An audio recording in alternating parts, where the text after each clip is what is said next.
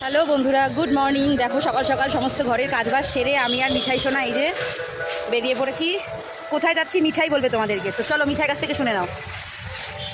আমি রথ কিনতে যাচ্ছি। শুনতেই পারলে তো, মিঠাই এখন রথ কিনতে যাচ্ছে। তো কি রথ কিনছি না কিনছি সমস্ত কিছু তোমাদের সাথে শেয়ার করবো, যেহেতু আজকে রথ, সমস্ত কিছু তোমাদেরকে জানাবো। তো ভিডিওটা দেখো। আগে আগে যাচ্ছে রথ কেনার জন্য, কত এক্সাইটেড দেখো। আর আমাদের এখানে রাস্তা দেখেছো, একদম গর্থে গর্থে জল, আর এই কাদার মধ্যে যাচ্ছে রথ কিনতে। কতটা এক্সাইটেড তোমরা দেখো। আমার রান্না বান্না ফেলে আমাকে নিয়ে এখন বেরাতে হচ্ছে রথ কেনার জন্য। তো চলো দোকানে গিয়ে আবার কথা হচ্ছে।